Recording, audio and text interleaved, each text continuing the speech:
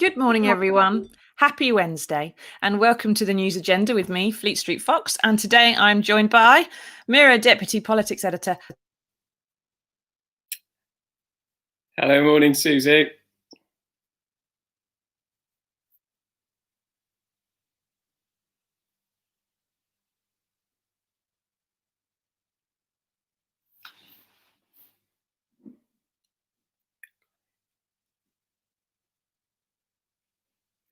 Susie, I think you're on mute. I'm muted again, everybody. I have a new microphone and it keeps doing this to me. What did the last thing anybody heard? You were just introducing me. Should we introduce me again? Ben's here. That's Ben over the other side, over there. Good morning. This is Ben, everybody.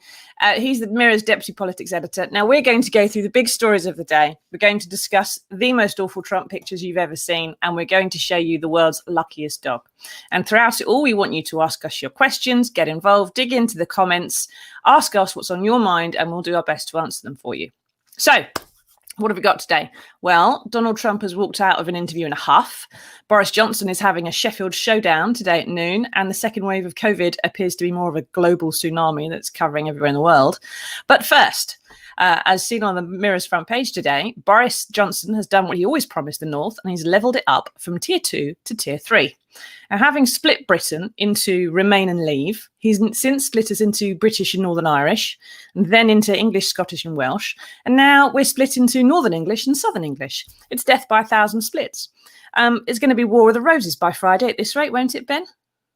Yeah, I mean, it's not great news for Greater Manchester. They've obviously had this news yesterday afternoon that they were being placed in Tier 3, which was what we all expected to happen. It took longer than many of us thought it would, but that was because of these wranglings that were going on between Number 10 and the Greater Manchester leaders, led by the Metro Mayor Andy Burnham, of course, a former cabinet minister for Labour. He and the Prime Minister, they had a standoff that went on for several days, and it came down in the end to a row about £5 million. That was the difference between what the government was offering to support. Sorry, say that again, Ben. 5 million. That's right. That's right. I mean, we talked about £190 billion has been spent and allocated to fight coronavirus, and this row in the end came down to £5 million. That's the difference between what the government was offering, was around about £60 million, and what Andy Burnham said he would settle for, which was £65 million. And in the end, that was what they couldn't agree on. Neither side would compromise on that £5 million. Andy Burnham tried to oppose the region being put into Tier 3, which was, of course, the very high alert level with the toughest restrictions. But the Prime Minister yesterday afternoon announced that it was happening anyway. So lots of very upset people, quite rightly and understandably, in Greater Manchester this morning. So, but £5 million, that's just like a minor rounding up error in government books. It's nothing. It's tiny. But that's not the reason that they haven't managed to have an agreement. The reason is, I would suspect, something to do with the fact that Boris Johnson and Andy Burnham aren't on the same team, and they're both willy waving. Am I right? You do wonder to what extent egos and posturing have come into this. I mean, the 6 Tory MPs in the region overnight accused Andy Burnham of failing to cave in because of his ego. He previous day denied that he was posturing over it. You have got this clash of personalities, and you do wonder to what extent, had there been a Labour Prime Minister or indeed a Conservative Metro Mayor, this standoff would have happened. As it is, you've got 2 alpha males. I mean, it's quite interesting that in this row, of course, I don't think we've heard any female voices, really. I don't think there have been any women at the negotiating table, not to play to stereotypes, but of course, women potentially more likely to compromise, and these 2, as some might see it, stubborn politicians. Well, tell that to Margaret Thatcher. But yeah, Theresa May almost certainly would have compromised, I'd have thought, to try and find a way through it. And it does sound a lot like, there she is. It does sound a lot like that if there's been too many men spoiling the broth, as per usual. Just a quick reminder, everybody, that Boris Johnson's job title is not just Prime Minister, but it's Prime Minister of the United Kingdom of Great Britain and Northern Ireland, which seems to be divided in 1,000 different directions at the moment. And he's also, one of his extra job titles is Minister for the Union. So he probably thinks it's the Oxford Union. But this is, he's not he's not uniting anybody, is he, really, at the moment? So we'll have to see how all this works out as we go. Now, Ben's got a story in the paper today. Hooray for Ben. I haven't got a story in the paper today, but Ben's got one in, and it's even got his name on it, so he definitely did write it. What is it about, Ben? So this is about the government saying that the Fleet Solid Support ships, now these are ships for the Royal Fleet Auxiliary, which they will supply Royal Navy warships. So that's the frigates, the destroyers, and the aircraft carriers, the Queen Elizabeth class aircraft carriers. Now, for about 2.5 to 3 years, there's been a row rumbling about these ships that the government might try to do it on the cheap and get them built abroad. Now, unions and MPs, and indeed us at the Mirror, we've campaigned for these ships to be built in the United Kingdom. They are ships for our Royal Navy. Why shouldn't they be built by British workers in British shipyards? And then today, the government has announced that the manufacture of the ships will take place by and large, so not entirely guaranteed, but most of them will take place in British shipyards, benefiting British workers. So these are 3 ships. They're big ships, about 40,000 tons each, and the deal's going to be worth £1.5 billion. So this is good news today for British workers, particularly obviously in the defence industry, who will build these ships, the Fleet Solid Support ships that will supply our Royal Navy for decades to come. Well done, Ben. Well done, the Mirror, actually managing to do something to protect some jobs. Nice if the government did the same, wouldn't it, occasionally? Although they have actually come on side with us in this one, so we're not going to kick them too hard. But it's the RFA. When I was a defence reporter, how can you call 5 million? I thought she said 5 meters. Jenny Mark White, so how can you call 5 million tiny? It's tiny, Jenny, in the context of not our wage packets, obviously, but in the context of a government amount of money they're spending. Ben said coronavirus has cost the country 190 billion so far. That's at least 20,000 times more than a 5 million. I don't know, but it's tens of thousands times more than they're actually arguing about. It's a ridiculously tiny sum if you're in charge of the country and the economy. But what we'll keep asking us your questions as we're going. They're dig into the comments, start throwing them up to us, and we'll try and get round to them. And we've got some stuff that's happening in Sheffield today with coronavirus. What's apparently, Boris Johnson is going to be deciding whether or not to throw the People's Republic of South Yorkshire onto the Tier 3 as well. That's right. We're expecting an announcement later today from the Prime Minister, who, of course, has Prime Minister's questions in the Commons at noon. Now, obviously, the last few days, the talk has been about Greater Manchester because it's been this high-profile spat between Andy Burnham and between Boris Johnson. But in the background, there have been talks with the Sheffield City region, as it's known, which actually is most of South Yorkshire, and the Metro Mayor there. So that's Andy Burnham's counterpart across the Peaks, across the Pennines. That's not him, yeah.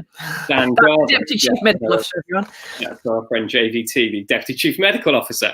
But yeah, Dan Jarvis, current Labour MP for Barnsley, he leads that Sheffield City region. They've been in negotiations about that area going into Tier 3, these very high alert level restrictions. And they're also negotiating about how much they're going to get. Now, of course, one of the problems with Greater Manchester is, so the government would have it, they were asking for more than Lancashire and Merseyside got pro rata when they went into Tier 3 restrictions. Andy Burnham's point was that Manchester's been under tougher restrictions for longer before the tiered system came in.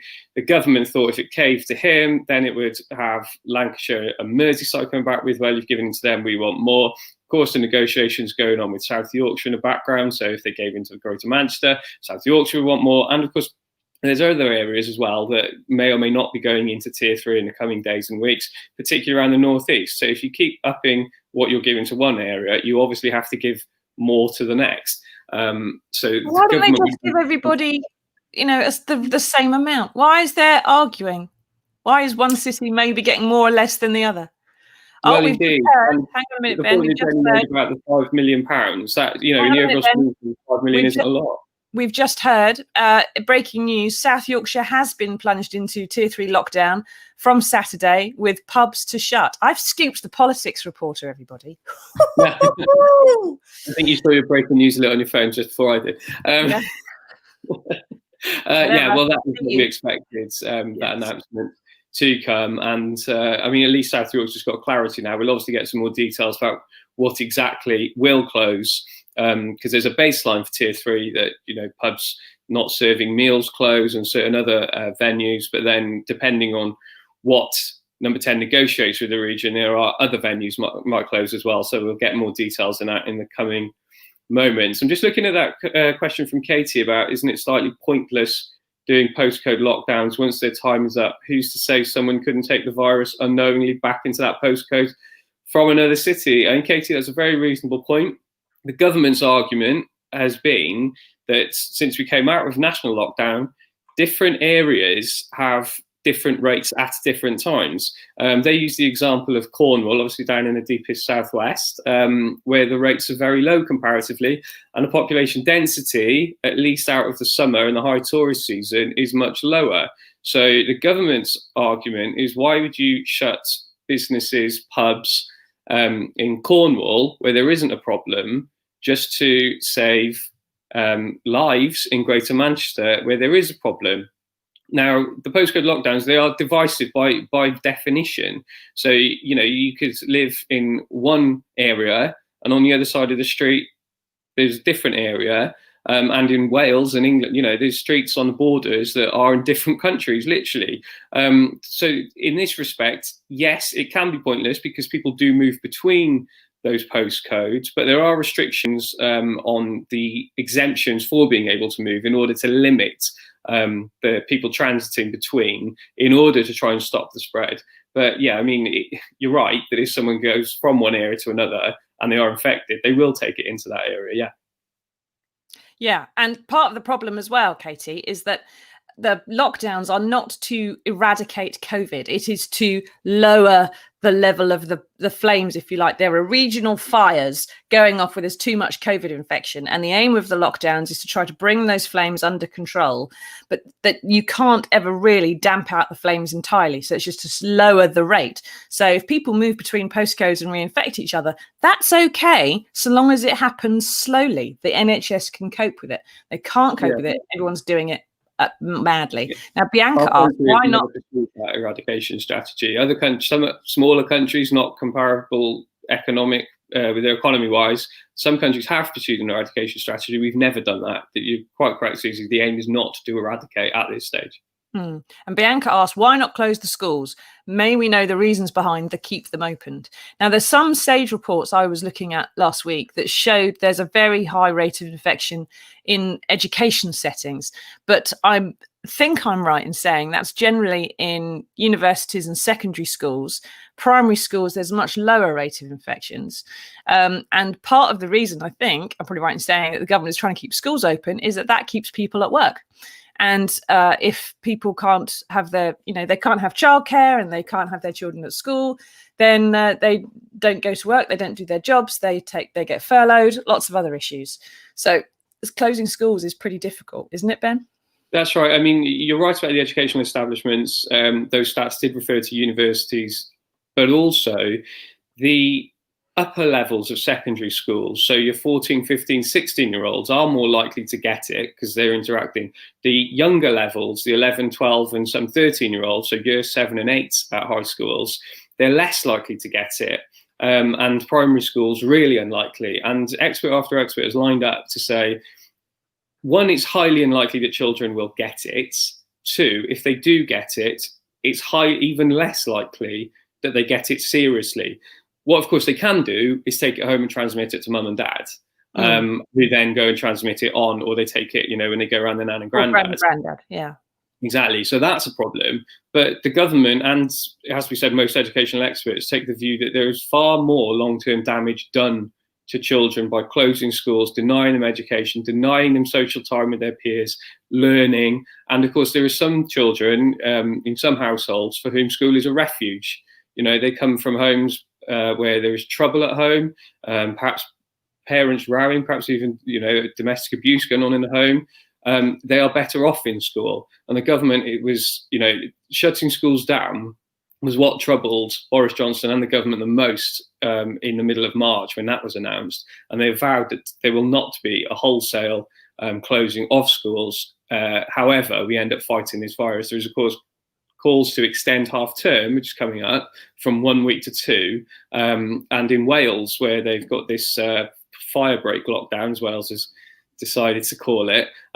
Some children won't go back after half term. Primary schools and years 7 and 8 will, but the older children in high schools back home in Wales, they won't go back immediately. And that is to try and curb the spread because it's more prevalent among older teens. Yeah, and remember that there's a lot of increased calls to child abuse hotlines as well during the pandemic, so there is a big issue. And Jamie asks, doesn't really ask, he states, this tier system is a load of rubbish. Thing is, we all need something probably, something like what Donald Trump had that made him better very quickly. I think he's suggesting the whole country gets dosed with steroids in order to not... I don't know, because Trump was taking chloroquine to stop getting COVID. That didn't work because he got COVID. Then he had experimental medicine used on him, which hadn't been used on very many people before. He still appears to be really not particularly well. He's hoarse, he's coughing a bit, and he's also dancing to gay anthems, which isn't something any of us really expected to see. So I'm afraid, Jamie, we're not quite sure what Donald Trump had that made him better so quickly, or why he's the only person on the planet to go through a 21-day disease in about 21 hours, perhaps because it was fake news. Who knows? Now, it's that time of year again, everybody. The mornings are getting dark, the nights are drawing in, and Donald Trump is going to turn up on your doorstep. Yeah, it's the scariest Hollywood meme that I've ever seen, and it's Trumpkins. It's the picture of the day, and it's in the Mirror today, and it is basically just the worst bit of Halloween, as far as I can tell. It appears to be a new fashion that you think of the scariest thing you can possibly carve, a worst, terrible, scary monster to keep the devils away, and put it on your doorstep. Now, the one in the middle there of Trump with some leaves as his hair, I think that's artistic. They seem to have actually used like one of those creme brulee torches or something, little blowtorch to make marks down his face to do his chins and around his eyes, which I think is very committed. But I think my favourite might be the one at the bottom with his insides being vomited out. What about you, Ben? When I first saw this in the paper this morning, without reading any of the copy, I said, "Oh, they look quite like Donald Trump." Of course, they are. Yeah, I think my favourite is the one on the top left where he looks to be wailing, and they've got the side parting on his hair. Perfect. I think when I'm thinking of inspiration of how to carve my pumpkin this year, I don't think I'm going to be looking for Donald Trump. But of course, he does lend himself with the orange makeup on his face. It is perfect, isn't it? Before exactly. You don't pumpkin the skin in any way. Yeah, it just looks like him anyway, just flat out, really. Now, Richie asks us, will you both be pulling an all-nighter for the presidential election? Richie, I won't be, because I have a small child and school runs, and I also have a very mild form of epilepsy, which means my sleep is really quite important to me. So I'll be watching it as late as I can and getting up early, but I'll be taking a sleeping pill and trying to forget about it, I expect. What about you, Ben? It's your job, isn't it? Morning, Richie. Well, it's Tuesday night for an election, so Wednesdays is traditionally our busiest day as Westminster political correspondents. The problem with trying to pull an all-nighter for this is it's not like a general election. I don't think we will have any definitive results overnight.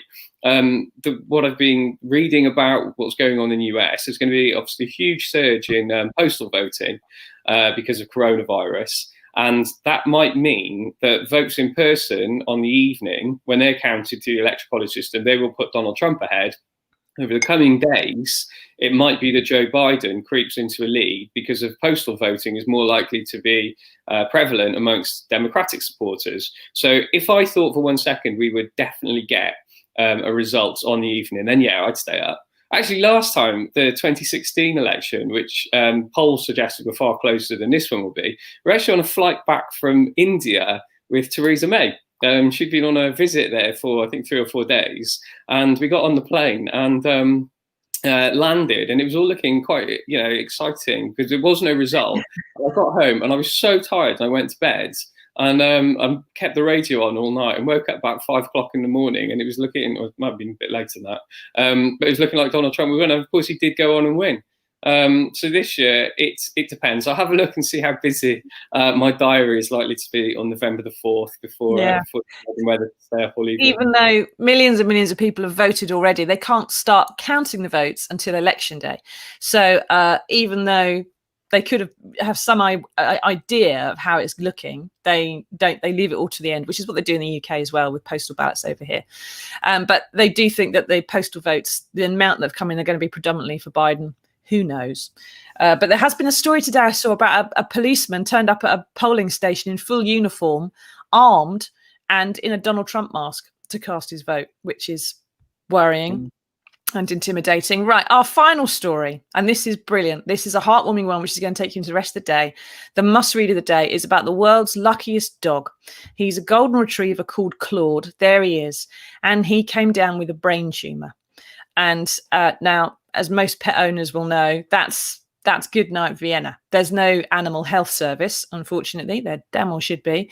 And so you don't really ever get the kind of treatment. You know, pet insurance doesn't pay out for this sort of thing.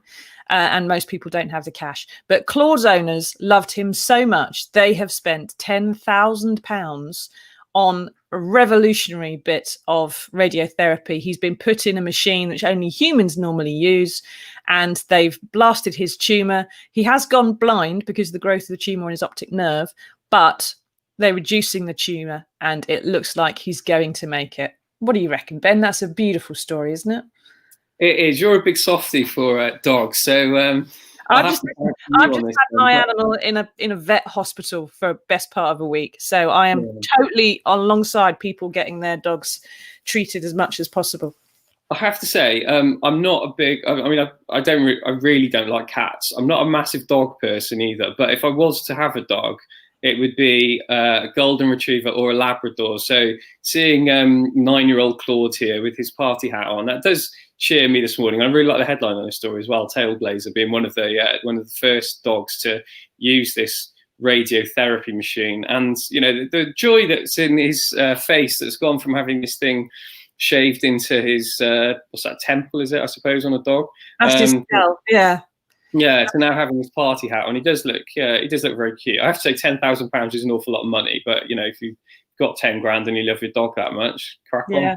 Well, Claude lives in Hertfordshire and he was treated in Edinburgh. So his owners had to take him, his family, his mum and dad, let's face it, had to take him all the way to Edinburgh and stay up there in a hotel while he had his treatment, while he was in the hospital for a week or so. And it looks like the tumour's being reduced, and he's hopping about the place. He's having fun. He's back with his family, and it appears to be in remission. So paws crossed for you, Claude.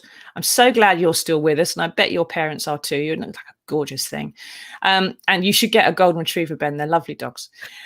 And now we're all at home. There's no excuse not to, is there? Right, everyone, thank you for popping in. Thank you for listening to us. We hope we've explained what's going on in the world a little bit, and you're a bit more prepared for dealing with whatever the day is going to come and throw at you. But remember, like Claude, you know, there's always someone who's out there who's willing to help you if you just ask them a question, usually, or if you've got big brown eyes and wag your tail. So go out there, enjoy your Wednesday, be nice. Thanks for coming, Ben, and see you all next time. Bye-bye.